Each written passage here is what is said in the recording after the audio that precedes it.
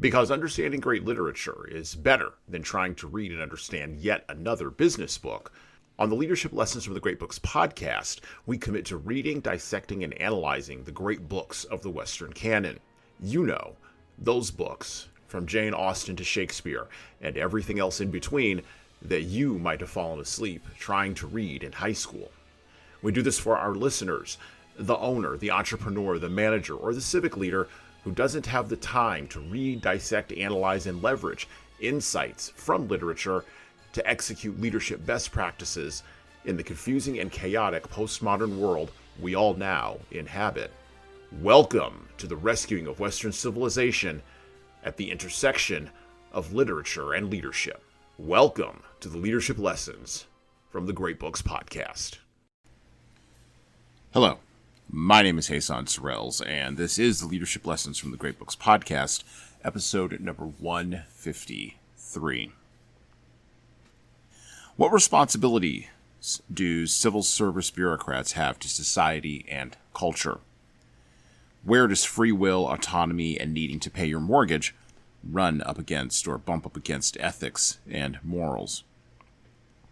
Who judges the criminality and deviance of actors who were, quote-unquote, just doing what they were told and, quote-unquote, following orders? And what responsibility do individuals have in checking the power of the government by standing athwart bureaucratic control and yelling, "Stop"?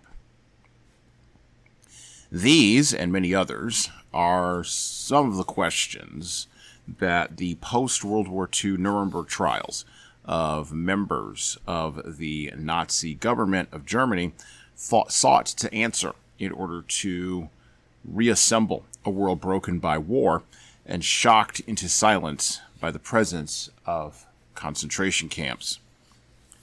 But the answers to these questions, provided to a generation of Americans and accepted by a couple of generations afterward as, quote-unquote, just the way things are now, in our time, well over 80 plus years after World War II, being deconstructed, particularly as the post-World War II liberal world order is falling apart or is being reassembled, depending upon your perspective, everywhere in the West.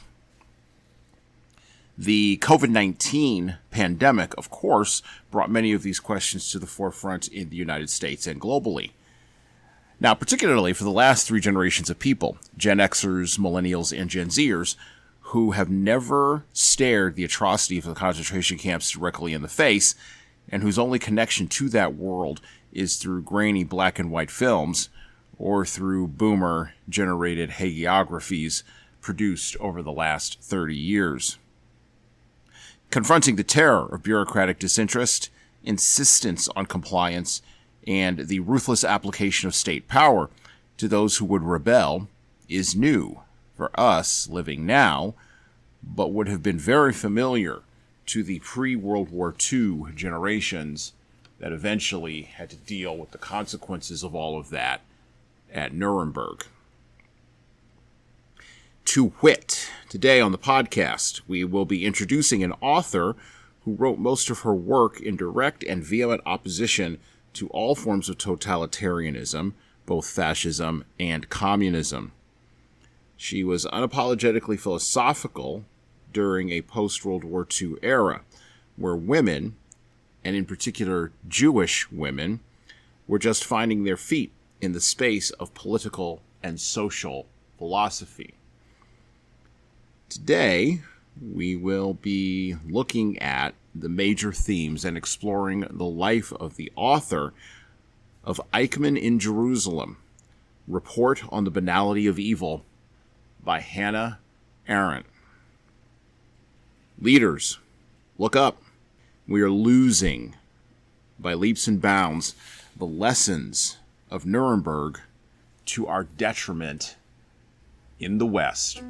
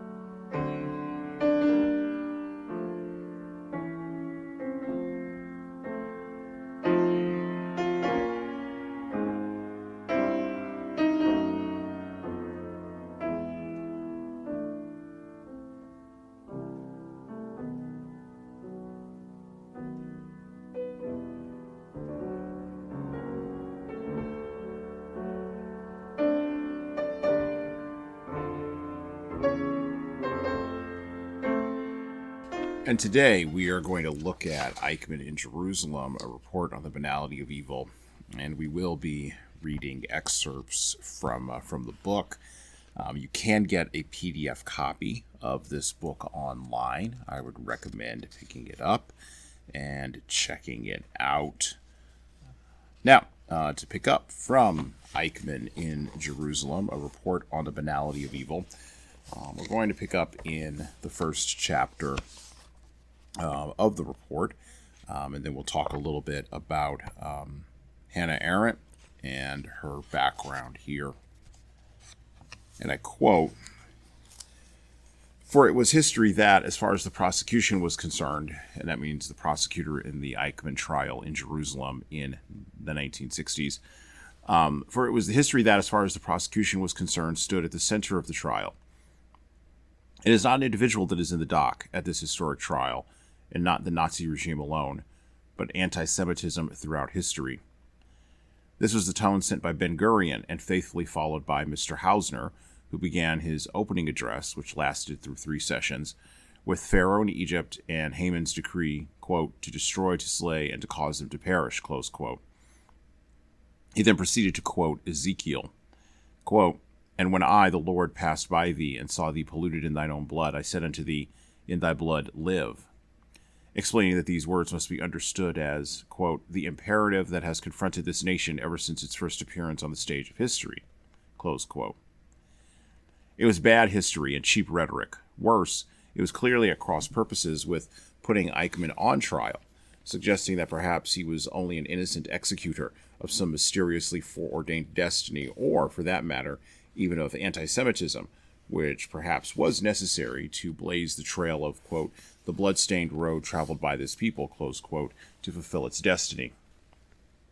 A few sessions later, when Professor Salo W. Barron of Columbia University had testified to the more recent history of Eastern European Jewry, Dr. Servatius could no longer resist temptation and asked the obvious questions.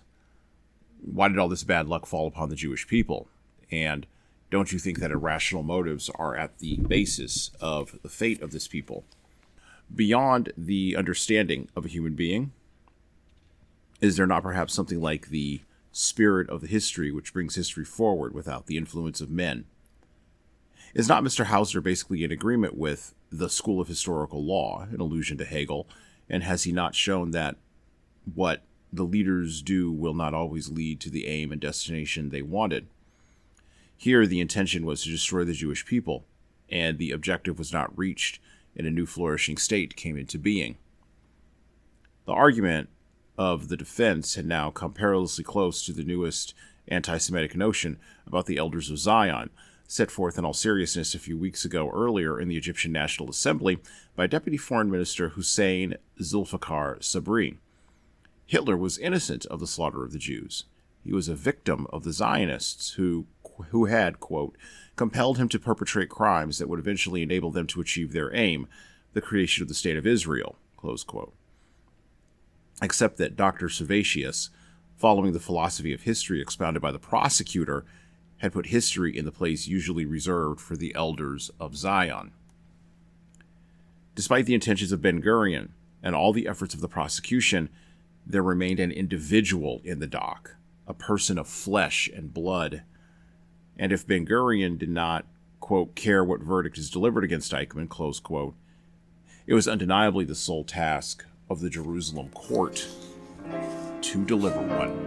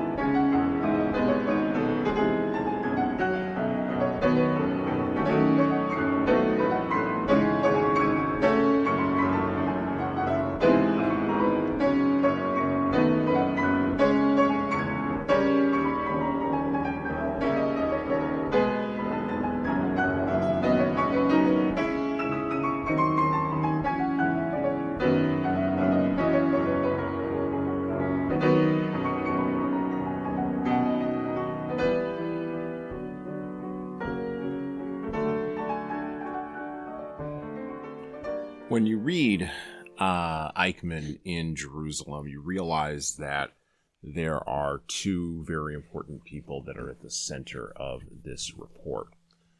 One, obviously, is the person being reported on and his trial. That would be Adolf Eichmann. But the other important person is Hannah Arendt. Hannah Arendt was born Joanna Arendt on October 14th, 1906, and she died December 4th, 1975. And in case you don't know anything about her, she was a German and American historian and philosopher. Now, she described herself vociferously as a philosopher, and she also described herself later on, at least initially, she described herself as a philosopher. But as the course of her career in writing and in letters and in teaching unfolded, she referred to herself more, or thought of herself more, as a political philosopher. Her works cover a broad range of topics, but she is best known for those works dealing with the nature of wealth, power, and evil, as well as politics, direct democracy, authority, tradition, and of course, what we're going to cover today, totalitarianism and tyranny. Hannah Arendt was raised in a politically progressive, Jewish but secular family, and her mother was an ardent social democrat in Germany in the 1920s and in the 1930s. As a matter of fact, Arendt was once interviewed by a German program in a German language only interview that you could find the link to in the show notes below the player of the podcast episode, the podcast player you're listening to for this episode. And in that interview, she was asked about her childhood, and she said that she was surprised the first time she was exposed to anti-Semitism in Germany, and that her mother effectively put a stop to anti-Semitic incidents in school that would occur with her between Hannah and adults. But between Hannah and children, Hannah recalled, she was sent out basically to forge and figure out how to deal with those anti-Semitic incidents on her own. After completing the secondary education in Berlin, Arendt studied at the University of Marburg under Martin Heidegger, and she was deeply influenced by Heidegger and deeply influenced by Karl Jaspers. Martin Heidegger, just so that you know, was a German philosopher and theologian. He ran into some problems when he vociferously and pretty much wholeheartedly went in on becoming a part of the National Socialist Party under Hitler, and spent a lot of his years in post-war Europe and in America running around running around justifying that decision. Arendt was deeply in love with Heidegger. As a matter of fact, there's a lot of indication in her biography that he was probably her first serious love affair, and he was significantly older than her at the time. And this love affair began when she was his student at the University of Marburg. In 1933, Arendt was briefly imprisoned by the Gestapo for performing illegal research into anti-Semitism. And this was during the period of time when Germany was beginning to lock down most of its Jewish population and was beginning to really turn the crank and put pressure on Jews. This pressure, of course, would culminate in the development of Auschwitz in the 1940s. When Germany finally declared war on everybody in Europe and invaded France, Hannah at that time had escaped to France, and there she was detained as an alien when Germany invaded.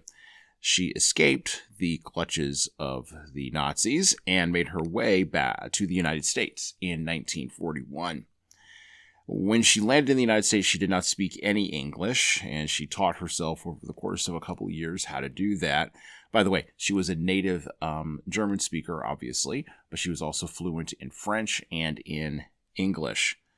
She became a writer and editor and worked for the Jewish Cultural Reconstruction. She also became an American citizen in 1950. With the publication of The Origins of Totalitarianism in 1951, her reputation as a thinker and a writer was established, and an entire series of political philosophical works followed. She taught at many American universities while consistently declining tenure-track appointments. She didn't want to be locked down. She had an inherent mistrust of institutions and of institutional authority. During the course of her career, she had many friendships, and she got involved in many controversies, including the controversies that we are going to talk about today that cover her reporting on the trial of Adolf Eichmann in Jerusalem in the 1960s. She was also consistently married for many, many years. Her husband died before she did, and she died suddenly of a heart attack in December of 1975, leaving her last work, The Life of the Mind, unfinished.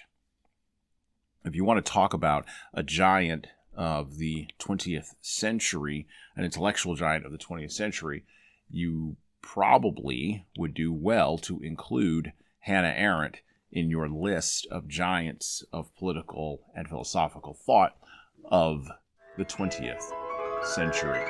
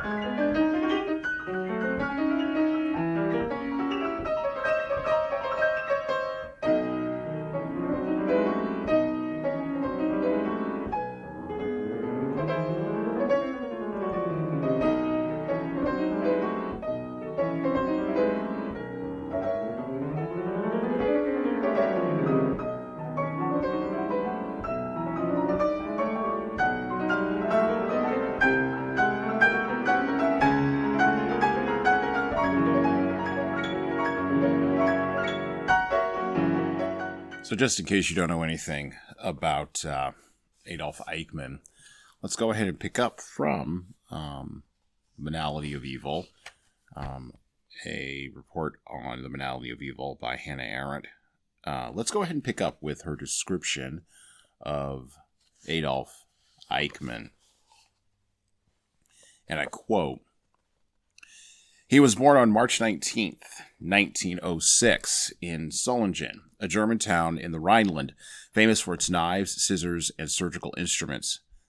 54 years later, indulging in his favorite pastime of writing his memoirs, he described this memorable event as follows, quote, "Today, 15 years and a day after May 8th, 1945, I began to lead my thoughts back to that 19th of March of the year 1906, when at 5 o'clock in the morning, I entered life on Earth in the aspect of a human being," close quote.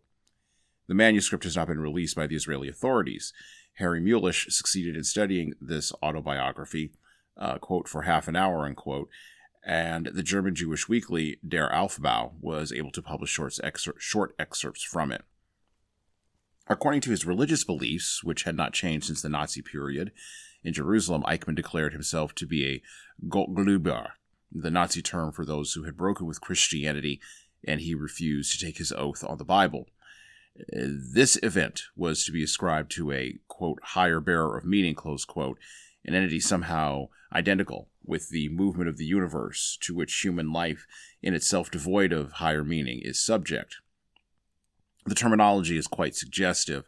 To call God a Höheren Sinnestrager, meaning linguistically to give him some place in the military hierarchy, since the Nazis had changed the military recipient of orders, the Befehlsempfänger, into a bearer of orders, a Befehlstrager, indicating, as in the ancient bearer of ill tidings, the burden of responsibility and of importance that weighed supposedly upon those who had to execute orders.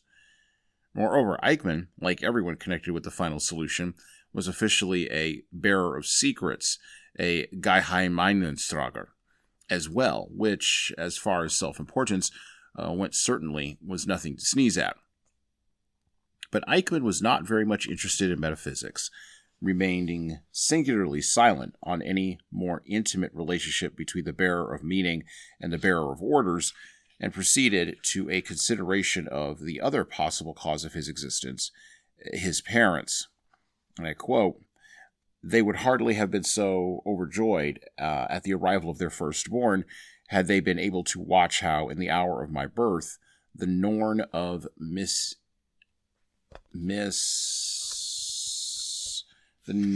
misfortune, there it is, in spite of the Norn of good fortune, was already spinning threads of grief and sorrow into my life.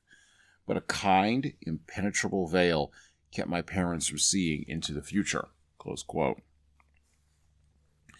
The misfortune, started soon enough. It started in school.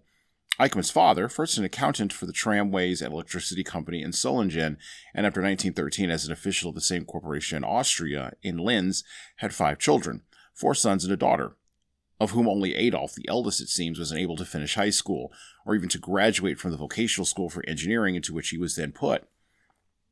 Throughout his life, Eichmann deceived people about his early quote-unquote misfortunes by hiding behind the more honorable financial misfortunes of his father. In Israel, however, during the first sessions with Captain Avner Less, the police examiner who was to spend approximately 35 days with him and who produced 3,564 typewritten pages from the 76 recorder tapes, he was in an ebullient mood, full of enthusiasm about this unique opportunity, quote, "to pour forth everything I know," close quote, and by the same token to advance to the rank of the most cooperative defendant ever. His enthusiasm was soon dampened, though never quite extinguished, when he was confronted with concrete questions based on irrefutable documents. The best proof of his initial boundless confidence, obviously wasted on Captain Less, who said to Harry Mulisch, quote, "I was Mr. Eichmann's father-confessor," close quote, was that for the first time in his life he admitted his early disasters, although he must have been aware of the fact that he thus contradicted himself on several important entries in all his official Nazi records. Well, the disasters were ordinary, since he, quote, had not exactly been the most hard-working pupil, close quote, or, one may add, the most gifted. His father had taken him first from high school and then from vocational school long before graduation, hence the profession that appears on all his official documents. Construction engineer had about as much connection with reality as the statement that his birthplace was Palestine or that he was fluent in Hebrew and Yiddish. Another outright lie Eichmann had loved to tell both to his SS comrades and to his Jewish victims. It was in the same vein that he had always pretended that he had been dismissed from his job as a salesman for the vacuum oil company in Austria because of membership in the National Socialist Party. The version he confided to Captain Less was less dramatic, though probably not the truth either. He had been fired because it was a time of unemployment, when unmarried employees were the first to lose their jobs. This explanation, which at first seems plausible, is not very satisfactory because he lost his job in the spring of 1933, when he had been engaged for a full 2 years to Veronica, or Vera Liebel, who later became his wife. Why had he not married her before, when he still had a good job? He finally married in March 1935, probably because bachelors in the SS, as in the vacuum oil company, were never sure of their jobs and could not be promoted. Clearly, bragging had always been one of his cardinal vices. While young Eichmann was doing poorly in school, his father left the tramway and electricity company and went into business for himself. He bought a small mining enterprise and put his unpromising youngster to work in it as an ordinary mining laborer, but only until he found him a job in the sales department of the Oberstraßischen Elektrobrau company, where Eichmann remained for over 2 years. He was now about 22 years old and without any prospects for a career. The only thing he had learned, perhaps, was how to sell. What then happened was what he himself called his first break, of which, again, we have 2 rather different versions. In a handwritten biographical record he submitted in 1939 to win a promotion in the SS, he described it as follows, quote, "I worked during the years of 1925 to 1927 as a salesman for the Austrian Elektrobrau Company. I left this position of my own free will, as the Vacuum Oil Company of Vienna offered me the representation for Upper Austria," close quote. The key word here is offered, since according to the story he told Captain Less in Israel, nobody had offered him anything. His own mother had died when he was 10 years old, and his father had married again, a cousin of his stepmother, a man who he called uncle, who was president of the Austrian Automobile Club and was married to the daughter of a Jewish businessman in Czechoslovakia, had used his connection with the general director of the Austrian Vacuum Oil Company, a Jewish Mr. Weiss, to obtain for his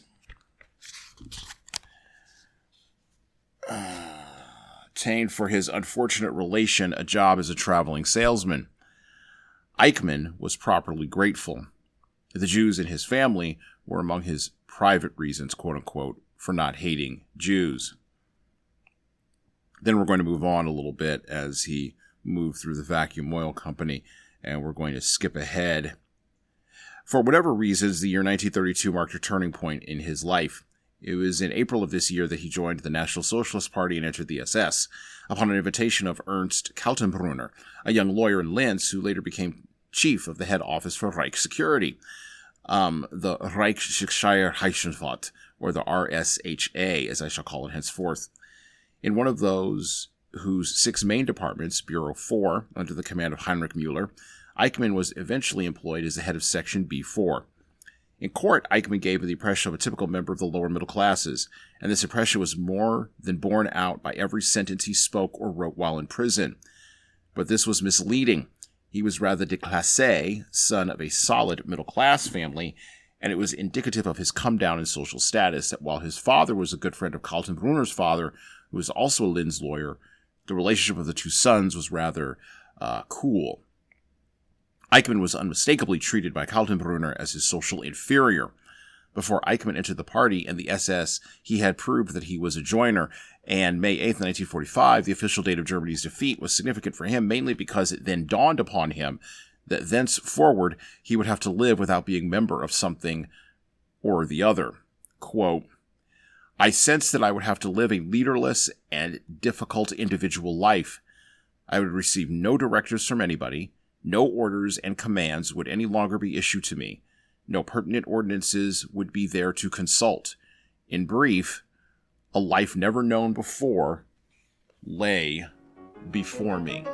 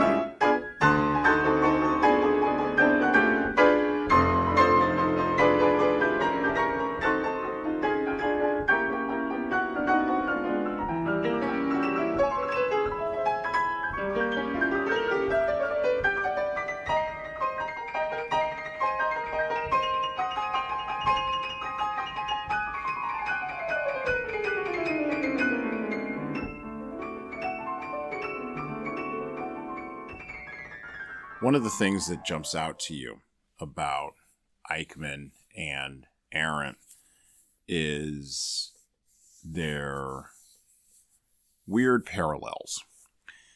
They were both from the same generation of Germans. Eichmann was born in 1906, as was Arendt. Actually, they were only separated by birth by only about 6 months. They both came up during the exact same time in Germany, and yet they had fundamentally different lives. Hannah Arendt was raised as an intellectual in a Jewish subculture in Germany that was operating at its moral, philosophical, and some would even say its theological height. There's a quote from her. She said this about her upbringing, quote, "My early intellectual formation occurred in an atmosphere where nobody paid much attention to moral questions. We were brought up under the assumption, das moralisch versteht sich von selbst. Moral conduct is a matter of course," close quote. That idea that moral conduct is a matter of course influenced how Arendt would look at her contemporary, her social peer, Adolf Eichmann, when he was eventually put in the dock after being kidnapped in Argentina by the Mossad. The getting of Eichmann is a whole other episode, and we may cover that at some point in time in the future. What I really want to focus on today, or what we should focus on today, is one of the main themes, one of the main ideas in Eichmann in Jerusalem. And the first main idea that really jumps out to us about this book is this idea of reportage. For those of you who maybe are too young to understand or experience this word, reportage is what individuals as diverse as Hunter Thompson, all the way to Joan Didion, and of course James Baldwin and Hannah Arendt engaged in the middle part of the 20th century in America. 20th century journalism in America, from Walt Durante all the way to the folks who brought us the Pentagon Papers, used to be about investigative journalism.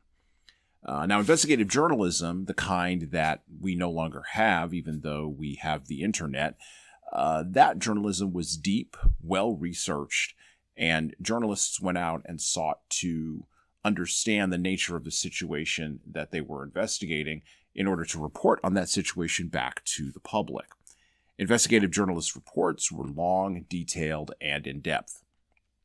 But then there's reportage. And reportage was different. Reportage was where the reporter or the writer, usually a person with some writing chops, usually a person of some fame, maybe a novelist or even a political theorist like Arendt, would be invited by a journalist organization to turn their skills in novel writing, their skills in essay writing, their proven skills in political theorizing to a particular topic that a pure journalist maybe wouldn't be able to handle. And this is what Hannah Arendt was engaged in. She was engaged in reportage around the Adolf Eichmann trial. She was sent by the New Yorker in 1961 to cover the Eichmann trial, and of course her original reporting was published in the New Yorker in the 1960s, 1962, 1963. That is about when her reporting came out. Now, the thing you got to understand about Hannah Arendt, the thing that influenced her reportage and influenced how she developed her reporting around Eichmann's trial, was that she never saw herself as a political leftist. She also never saw herself as politically Jewish. She instead saw herself primarily as an individual going to report on an event that had happened to another individual, and a group of individuals, and being set apart from the atrocities of World War II, she was able to prioritize political over social questions. This consistent prioritization of the political over the social was one of the many, particularly in her reportage, in her books, and even in her political essays and philosophies, was one of the things that consistently got her into trouble and generated controversy around her, all the way from her first book, The Origins of Totalitarianism, all the way to Eichmann in Jerusalem. Because of the nature of how Arendt interpreted her own existence, she was deeply interested in the surroundings of the trial of Adolf Eichmann, and she attempted in her reportage to explain how ordinary people, and this is one of her core ideas, became actors in totalitarian systems. This was considered by some to be an apologia, and this was where the phrase was coined, the banality of evil. Arendt, quite frankly, when she went and saw Eichmann in the dock, was shocked by how normal-looking a bureaucrat Adolf Eichmann was. Yes, Arendt was locked up by the Gestapo, and yes, she first heard about Auschwitz living in America as a refugee in 1943 and was stunned by the fact of Auschwitz. Yes, she helped many organizations establish and resettle Jewish refugees in the state of Israel.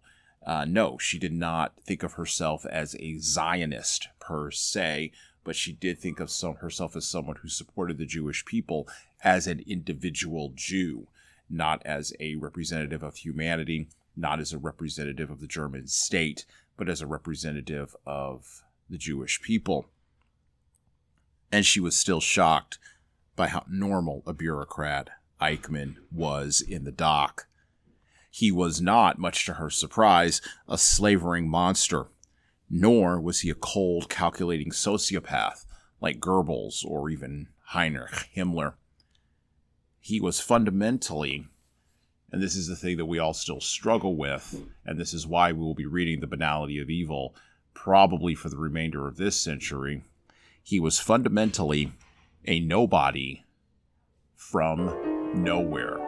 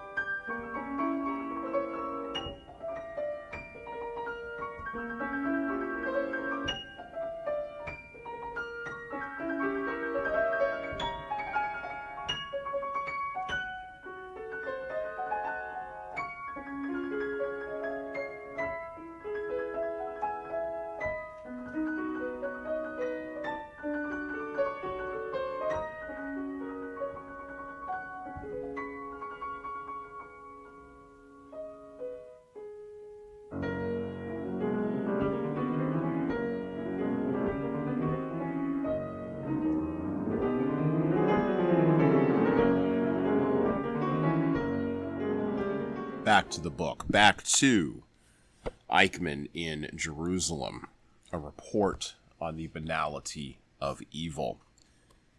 And I pick up here from the postscript, and I quote, "There is, of course, no doubt that the defendant and the nature of his acts, as well as the trial itself, raise problems of a general nature which go far beyond the matters considered in Jerusalem.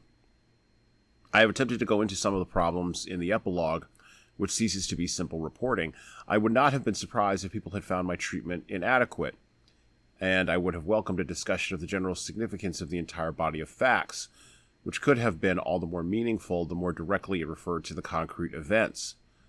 I also can well imagine that an authentic controversy might have arisen over the subtitle of the book, for when I speak of the banality of evil, I do so only on the strictly factual level, pointing to a phenomenon which stared one in the face at the trial.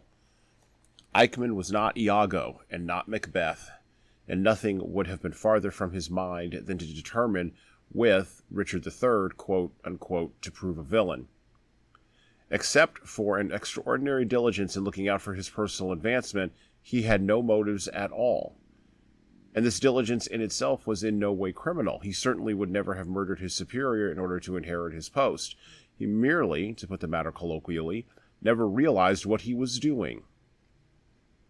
It was precisely this lack of imagination which enabled him to sit for months on end facing a German Jew who was conducting the police interrogation, pouring out to his heart the man, or pouring out his heart to the man, and explaining again and again how it was that he reached only the rank of lieutenant colonel in the SS, and that it had not been his fault that he was not promoted. In principle, he knew quite well what it was all about, and in his final statement to the court, he spoke of the, quote, reevaluation of the values prescribed by the Nazi government, close quote. He was not stupid. It was sheer thoughtlessness, something by no means identical with stupidity, that predisposed him to become one of the greatest criminals of that period. And if this is banal and even funny, if with the best will in the world one cannot extract any diabolical or demonic profundity from Eichmann, that is still far from calling it commonplace. It surely cannot be so common that a man facing death and moreover standing beneath the gallows should be able to think of nothing but what he has heard at funerals all his life, and that these lofty words should completely becloud the reality of his own death.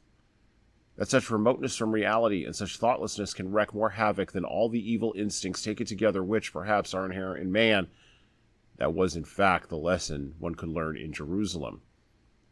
But it was a lesson, neither an explanation of the phenomenon, nor a theory about it. Seemingly more complicated, but in reality far simpler than examining the strange interdependence of thoughtlessness and evil, is the question of what kind of crime is actually involved here, a crime, moreover, which all agree is unprecedented. For the concept of genocide, introduced explicitly to cover a crime unknown before, although applicable up to a point, is not fully adequate, for the simple reason that massacres of whole peoples are not unprecedented. They were the order of the day in antiquity, and the centuries of colonialization and imperialism provide plenty of examples of more or less successful attempts of that sort. The expression administrative massacres seems better to fill the bill. The term arose in connection with British imperialism. The English deliberately rejected such procedures as a means of maintaining their rule over India. The phrase has the virtue of dispelling the prejudice that such monstrous acts can be committed only against foreign nation or a different race. There is the well-known fact that Hitler began his mass murders by granting quote-unquote mercy deaths to the quote-unquote incurably ill, and that he intended to wind up his extermination program by doing away with quote-unquote genetically damaged Germans, heart and lung patients to start.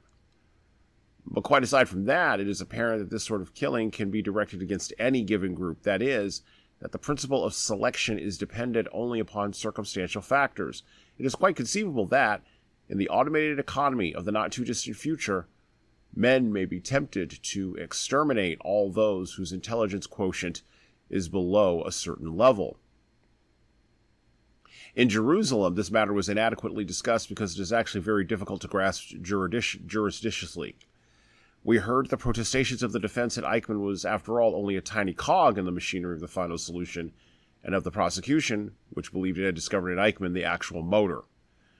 I myself attributed no more importance to both theories than did the Jerusalem court, since the whole cog theory is legally pointless, and therefore it does not matter at all what order of magnitude is assigned to the cog named Eichmann. In its judgment, the court naturally conceded that such a crime could be committed only by a giant bureaucracy using the resources of government. But insofar as it remains a crime, and that, of course, is the premise for a trial, all the cogs in the machinery, no matter how insignificant, are in court forthwith transformed back into perpetrators, that is to say, into human beings. If the defendant excuses himself on the ground that he acted not as a man, but as a mere functionary whose functions could just as easily have been carried out by anyone else, it is as if a criminal pointed to the statistics on crime, which set forth that so-and-so many crimes per day are committed in such and such place, and declared that he only did what was statistically expected, that it was mere accident that he did it, and not somebody else, since, after all, somebody had to do it. Of course, it is important to the political and social sciences that the essence of totalitarian government, and perhaps the nature of every bureaucracy, is to make functionaries and mere cogs in the administrative machinery out of men, and thus to dehumanize them. And one can debate long and profitably on the rule of nobody, which is what the political form known as bureaucracy truly is.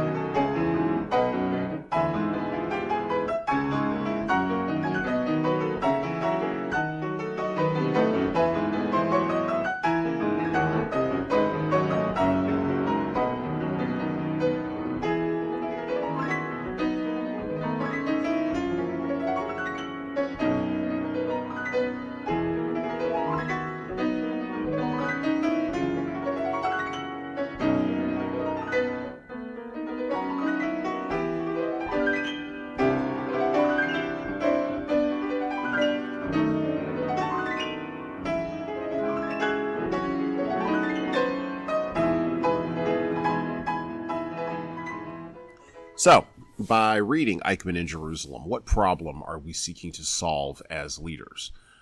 What problem that is bedeviling us are we seeking to use this book as a resource, as a guide, as a map to the territory, to be able to help us figure out what actions to take, what posture to take, or even what mindset to have when we're approaching not only leadership, but also other aspects of our lives? What problem are we looking to Eichmann in Jerusalem, a report on the banality of evil, to solve? Well, I think the biggest problem that we are looking for this book to solve is the problem of never forgetting. We are, as I have said repeatedly during this episode today, we are currently in 2025. And of course, because this is a podcast and it's audio and it will live on the internet until I take it down, or in perpetuity, whichever comes first, at some point in the future, someone will hear this, and you will be able to count the years, the decades, and maybe even, dare I say, the centuries after World War II. And as the decades have rolled by, as the decades have increased from staring at the horrors of the concentration camps, or the firebombing of Dresden, or the firebombing of Tokyo, or even the nuclear holocaust at Nagasaki and Hiroshima, as we have moved far away from that, as it fades into historical memory, as the people who actually fought it have now all died, and only their voices, recorded and otherwise, remain, and soon those will fade. We have a new generation of people in the world who have, and I don't think we estimate this correctly, who do not have one iota of emotional connection to any of these events. Just like there are people who are being born now who have not one iota of emotional connection to the events of September 11th.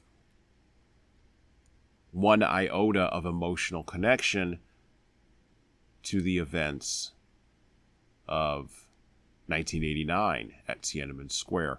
Not one iota of emotional connection to the events of the Iraq wars or the Afghanistan wars. There are people being born right now and living right now who will view all of this and listen to all of this as mere history and wonder what all the trouble was. Never forget is the motto around the Holocaust, but never forgetting, like I said, means sometimes not remembering correctly.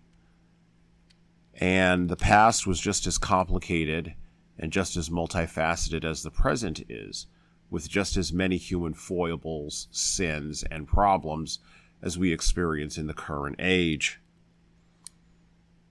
The individual will always have trouble critiquing the society, whether that society is the society of the 1930s in Germany, the 1970s in America, or the 2020s globally. Courage has always been in short supply. The challenge represented by the outcome of both the Nuremberg trials and the trial of Adolf Eichmann, and this is the big challenge, by the way, the big challenge is that secular human justice is no replacement for our deep need, our deep human need for some type, some method, some way of cosmically reassembling the universe and inserting back to it what is right and what is just. This is why, ever since 2010, the calls from the social justice warriors, the changing of speech, the altering of the social contract between people in America and between groups of people in America has been so fraught with problems. We actually don't have a good conception of what justice means, particularly if we don't have religious language to describe it. If we don't have the correct language, We can't actually describe what we want. And secular humanism, at a philosophical level, only partially slakes our thirst. Secular human justice doesn't have room for forgiveness or restoration, bringing people back together in community. It only has room for judging based on facts, making a determination based on the facts at hand, and then rendering a punishment, and then calling that justice.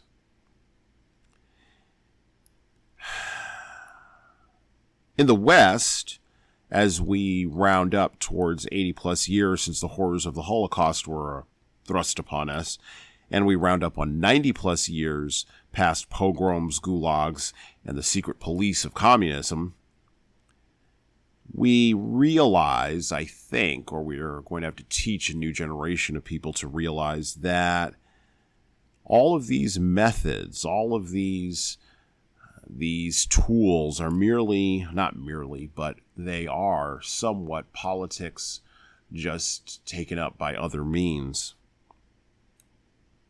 With the distance that we have of approaching a century from the original events that set us on this path, antisemitism is on the rise, and that's disturbing, as well as an increasing in leveraging of bureaucratic morality and mindless cliches in order to justify state violence. And by the way, this is not a critique of the left from the right or a critique of the right from the left. This is a critique of human beings using these tools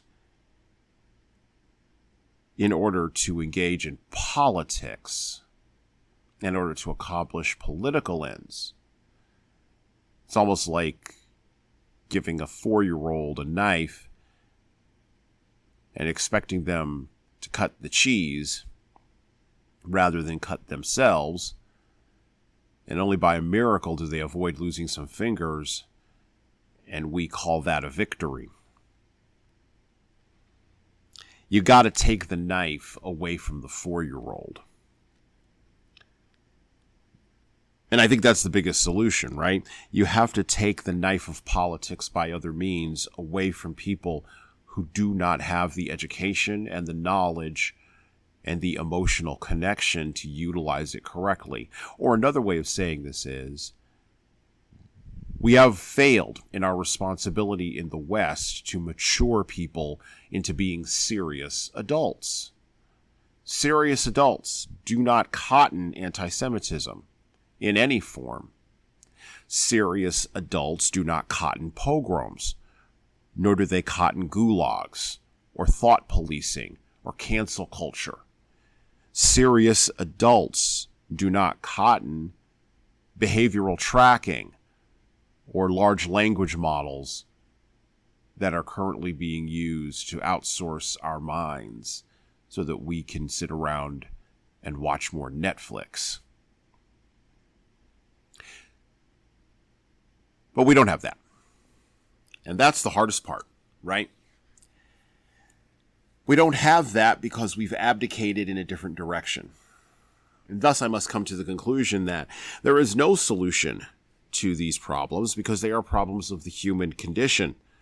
They are problems of human sin, whether that sin is laziness or violence, whether that sin is pride or lust of power, whether that sin is greed for material resources or avarice and jealousy because someone else has something that you do not.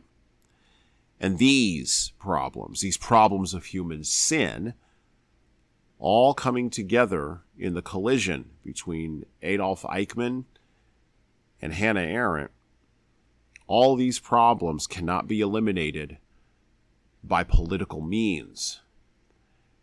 It's the wrong tool, politics is, and justice is, and the law is. They are the wrong tools to accomplish a spiritual goal.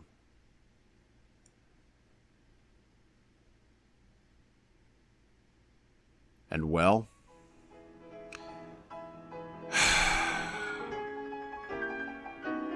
that's it for me.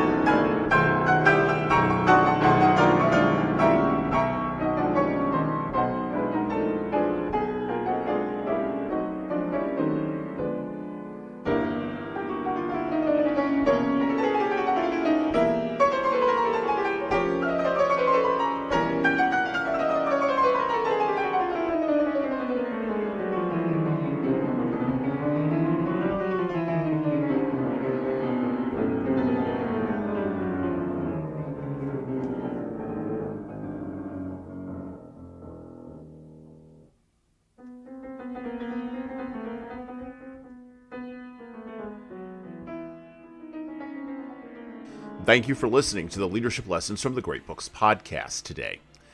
And now that you've made it this far, you should subscribe to the audio version of this show on all the major podcast players, including Apple iTunes, Spotify, YouTube Music, and everywhere else where podcasts are available.